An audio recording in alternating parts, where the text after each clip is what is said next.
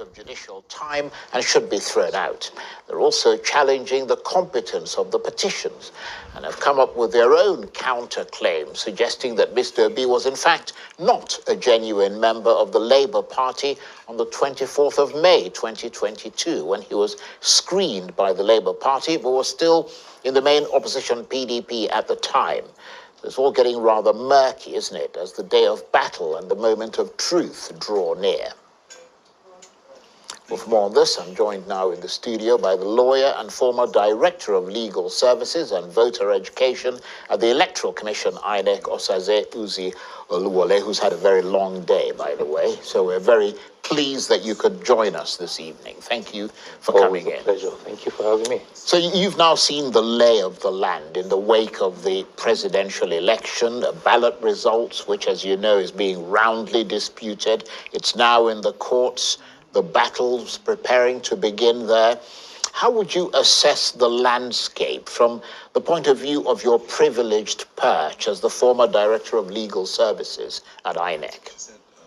Yes, it's, as you said, has gotten to a critical stage. The votes have been cast, the results have been announced by largely, especially in the presidential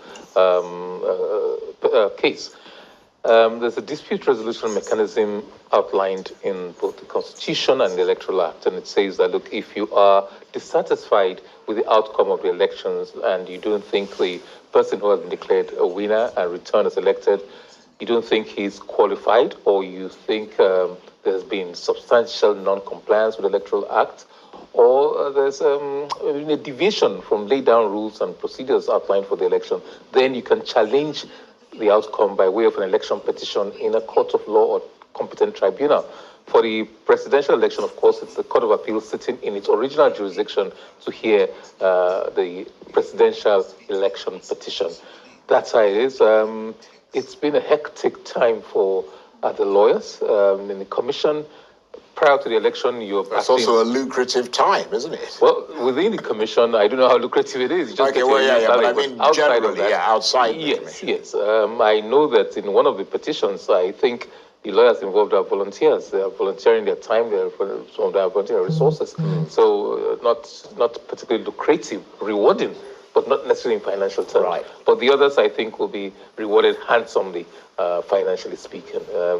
Those with deep pockets will get even deeper, They've taken some of the best brains in the industry, some of the very best lawyers in the land, experienced old soldiers in terms of election petition matters, senior advocates and other lawyers. It will be an interesting time. Stakes are extremely high. Some believe that we're as close as to annulment as it possibly can. Some think the petitions are quite frivolous. So it's a testing time. Yeah, it'll be a real challenge for the judges, though, won't it? Yes, for those involved, there will be a full panel of the Court of Appeal to hear the presidential petition. That's 5 justices of the Court of Appeal. We don't know where they're going to come from. The president of the Court of Appeal has the discretion. She, I guess, will probably preside. It's almost a convention that the president of the Court of Appeal presides, but there's no law about that.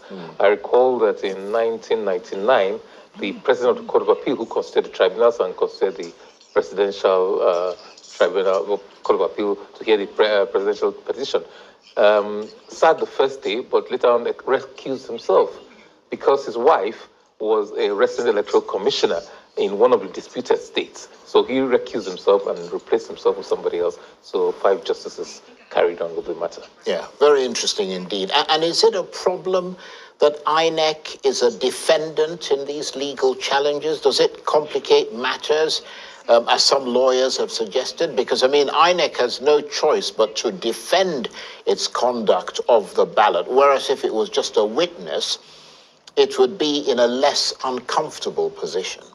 Probably so. There are different schools of thought. In one or two of the Maghreb countries, I'm sorry, I don't know, I can't recall the specific one, probably Morocco or Tunisia. The election commission comes in as more or less a witness. Come, present your case, and say how you conducted the election. Then the warring parties now deal with each other, fighting out amongst themselves. Some have suggested we should adopt that kind of approach. It turns our judicial system upside down. But people say election petitions are use them generis. They are unique. They are different from normal criminal and normal civil procedures. So we should find a unique system, a unique body of laws to deal with its approaches, both in evidence in terms of the necessary parties. But the law as it stands today, and as it has been for as long as I can recall, is that INEC is a necessary party in all election petitions, even if you're not complaining necessarily about the conduct. For example, if you say somebody is not qualified, he's a drug addict and has been convicted, or he's been convicted of an offense involving dishonesty, technically it doesn't concern INEC, because INEC has no right from the Supreme Court decision in Atiku Abubakar against INEC, Abubakar's case against INEC, that no matter who the party presents, you have no right to disqualify. Only the courts have a right to disqualify. So in that kind of case, people feel, why should INEC defend that kind of it doesn't concern it. It doesn't know anything about this person's qualifications or the disqualifying factors. So it should not be a party. But the law as it stands now, the Electoral Act says INEC must be a party in all of these cases and will be bound by the decision. For example, if it's held that the return was invalidly made for whatever reason, INEC, there's a legal fiction that it has to withdraw the certificate of return given to that person. But in law, once the courts are pronounced, that's it. So yes, some people feel that it's a drain on resources. No matter the number of petitions, INEC has to be a respondent. It has to defend the petition, and it's in the Electoral Act and in the schedule to that Electoral Act that you have to defend. And in the old Act, if you chose not to defend the petition, you had to seek the consent or for the leave of the Attorney General of the Federation not to defend it. So by law, you have to defend it. Right, but in your own assessment, I mean, you were Director of Legal Services at INEC, so you know it from the inside, and you're also a lawyer, so you're familiar with the justice scene generally. I mean, what would you suggest? Well, I think the present legal regime can be modified. I'm not too sure I want to go into a radical transformation of it. I think INEC should defend petitions. It's a big drain on resources. It's a big drain in terms of time and everything else.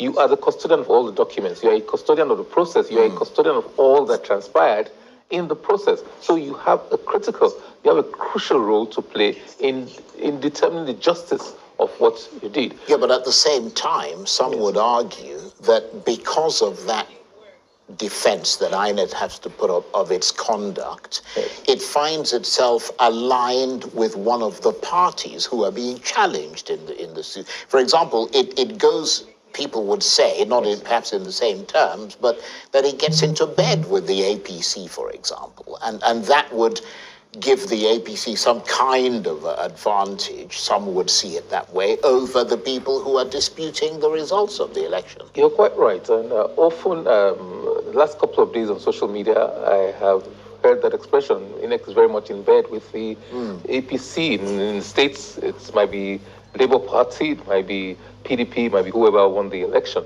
But I was taken aback with that, because